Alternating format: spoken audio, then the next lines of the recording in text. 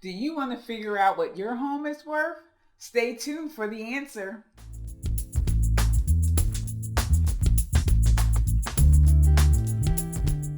Hello, I'm Veronica Woods with Daniel Woods Real Estate Company. We help our clients keep more money in their pockets by really understanding their options when it comes to buying and selling real estate in the Philadelphia area. In today's video, I'm going to be covering one of my favorite topics, home valuation. How do you really determine what a home may be worth? And if you're thinking about selling, what kind of price should you expect? When I speak with homeowners, the first question that I often get is, what do you think I can really get for my house? My response always starts with what a willing and able buyer will pay. The truth of the matter is that it's the market that determines value. So not you as the homeowner, and also not me as the realtor. In this video, I will cover 2 of 5 tips in order to determine the value for your home. Tip number 1 is to look at comparable sales. There's a lot of information out there online. Fortunately today for consumers, you can start at Zillow, you can go to other property websites. I do really encourage my clients to do research on their own first. What I'll do is share a little bit about how I look at the data. The first thing I do is focus on a geographic area close to the home. So I don't look at the whole neighborhood. I don't look at a whole zip code. I really try to look at the homes within a close block by block radius around your home. I also focus on recent sales, mainly within the last 6 months, because I know that appraisers weight those sales more heavily when it comes to approving sales. Lastly, I really focus on homes that are most similar to the subject property that I'm trying to create a valuation for. And I'll talk a little bit about, here are 3 things to focus on in terms of similarities that are important. The first one is you want to make sure you're looking at homes with similar features. So that means if you're trying to sell a 2-bedroom condo, you want to look at other 2-bedroom condos. If you're in turn looking at a 4-bedroom house, then you want to look at the sales of other 4-bedroom homes.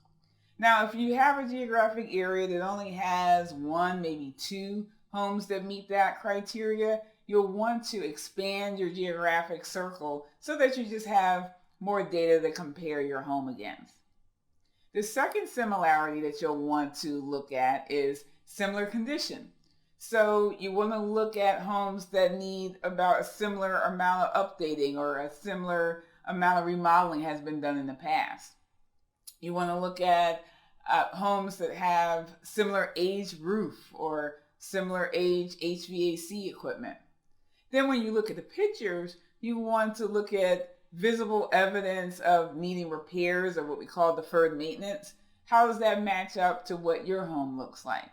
What you don't want to do is pick a house that has been totally remodeled in the last 6 months, new appliances, and compare that to your house just because you see it's out there. The last area of similarity that you'll want to consider is similar type of owner. In this area, there's still quite a bit of bank-owned properties on the market. You'll have to think about banks price their homes for sale differently than you would as a private owner. Banks may own 100 homes, and they can afford to maybe take the loss on 20 and make the difference up on the other 80 that they have for sale. As a private homeowner, you don't have that flexibility. So again, when you're looking at comparable sales, you'll want to exclude the ones that are being sold by the banks. So the second tip, after you've looked at comparable sales, you'll want to turn your attention to the current competition. So the current competition are the homes that are actively being marketed on the MLS today. Now you'll want to look at those homes similar to the way or the approach that I mentioned for the past sales. You want to look at similar features and you want to look at a tight geographic area.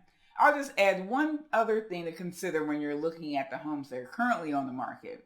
you'll want to compare or figure out how your home fits in the overall current supply or inventory of homes on the market. For example, going back to that 2-bedroom condo.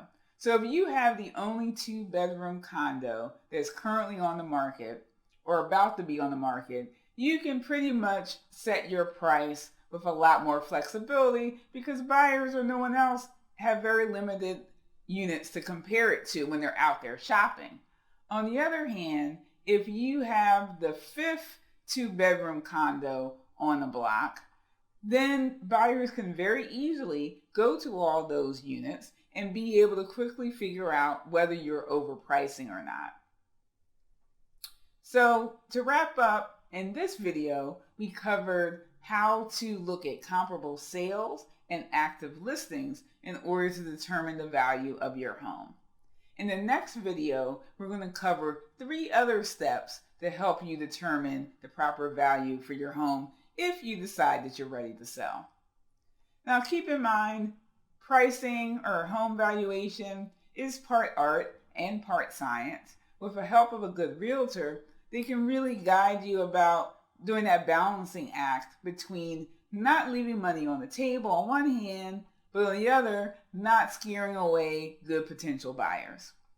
Thank you for watching this video. Again, I'm Veronica Woods from Daniel Woods Real Estate Company. If you enjoyed this video, you may also like the link that's probably somewhere below the video, which is a link to our guide to motivated sellers. Also, stay connected with us through social media. We're always sharing real estate wisdom about how to keep more money in your pocket when it comes to buying and selling real estate.